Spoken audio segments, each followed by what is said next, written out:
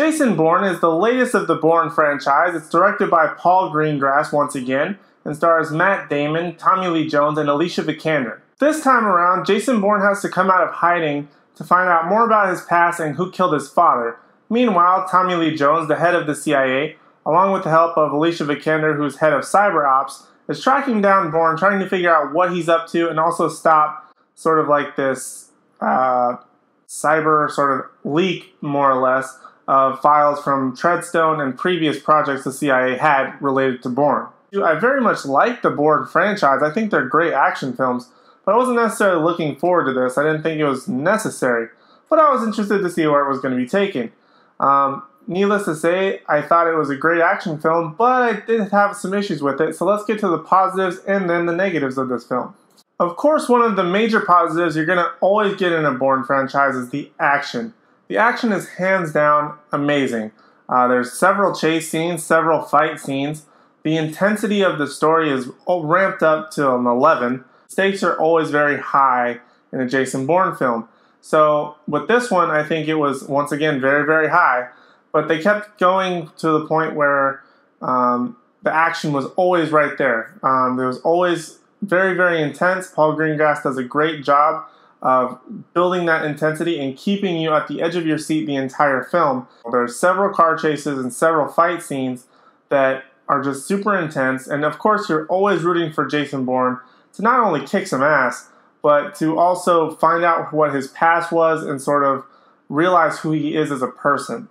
Which leads me into my next positive is Jason Bourne. Matt Damon has helped create one of the most probably iconic action heroes possibly ever. Jason Bourne was originally a novel that was adapted into a film. The character was already there, but Matt Damon really brought it into an iconic thing where he brought his presence to it. Even though Matt Damon doesn't say a whole lot of lines in almost any of the Bourne films, Bourne Identity, I think he has the most lines, but it brings an intensity to it. He brings this presence to it. He really embodies this character, and you're rooting for this guy. Matt Damon does a great job with this character. He embodies it. He does a great physical job as well as great emotional job. You really feel for this guy. And he brings this realism to it that I think adds a lot of depth to the character.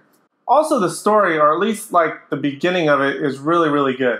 About the first 40 minutes of this film is phenomenal. The action is great. The sets are great. The stunts are amazing. The dialogue is even great. Everything is great in the first 40 minutes. But once you get past that 40-minute mark, it sort of hits a wall. Because they introduced this second storyline that kind of is not very interesting. I felt like they were just putting it in there just to have another storyline, which I'll get to in a few minutes. But I feel like the first 40 minutes, if they had kept that pacing of the first 40 minutes throughout the entire film, it would have been a much better film. But I definitely love the first 40 minutes. The story, as long as Jason Bourne is the center of that story, because it kind of switches every once in a while, this film is absolutely phenomenal. When it switches, not so much. Which leads me into the negatives of this film, because there are a couple negatives. Going back to the story that I was just talking about, the negative of this film is when they switch over to this second storyline where it's about like this guy who's this CEO type of this like web development type of company called Deep Dream or something like that. But it just wasn't very interesting. He just has this relation with like the CIA. They want to sort of get into like privacy situation, even though this developer wants to keep privacy as basically private as possible. And the CIA wants to sort of disrupt that and find out what everybody's looking up, what everybody's thinking, what everybody's seeing. So I think they just they interjected that story into this film just to sort of make it relevant. But at the same time, I think they were just trying to make a point.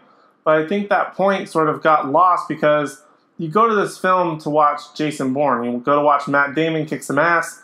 You watch him run around, basically evade the CIA and whatever other operation companies are after him while trying to figure out who he is. But when they switch that and they take away that focus, which they did quite a bit in this film, I felt like it was kind of boring. So it felt like there were two different films sort of happening at the same time where you weren't really interested in story number 2. So when it switched to that, you were sort of like checking your watch. But when it was Jason Bourne, you were all on that. You were completely focused on the film.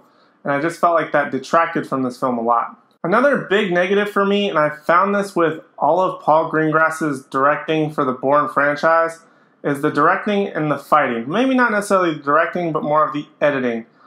They use a lot of shaky cam.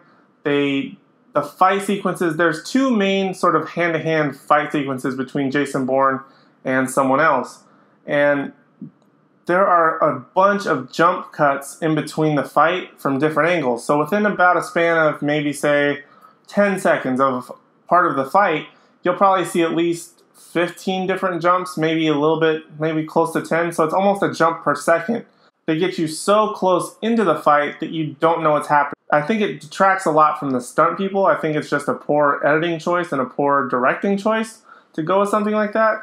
But it's been successful. A lot of people praise Greengrass for the way he directs the fighting. So maybe it's just me on this, but that's just how I feel about Greengrass, his directing in fighting styles, his directing in putting you in the action. The grade I'm going to give Jason Bourne is a B-. I just feel like this film wasn't a full step in the right direction. I felt like they were going in a lot of right directions with the Jason Bourne stuff, but when they were trying to make a point about privacy and security on the internet, stuff like that, it sort of detracted from the movie because it had nothing to do with Jason Bourne. You go to a Jason Bourne movie to watch Jason Bourne kick ass, Matt Damon kick ass, on the run, constantly moving. That's what you go to watch. So when they completely change that, it just takes away from the film a lot. I much prefer Identity out of the entire series. I think it was the best shot. I think it was the best action. I think it was some of the best story. Matt Damon really said a lot more in that, even though, you know, as Jason Bourne goes through some of the tragedies that he does throughout the film series, you know, you kind of understand why he's not talking so much. But I feel like the first film really set the tone, but right after that, they completely changed it when Greengrass came in. And it just took away a lot from the franchise, and I sort of became less and less interested in it, maybe because of his involvement. But I can't take away that this film, as well as the rest of the Bourne franchise, is pretty awesome. Like, the action sequences are pretty awesome, so I can't take away from that. This film has been a little bit criticized, but I still think it's worth watching, and I recommend you at least see it, especially if you're a fan of the Bourne franchise. What's your favorite Bourne film? Let me know down in the comments below. Guys, thank you so much for watching, and like always, please don't forget to like, comment, subscribe, and share these videos, and we'll see you in the next one.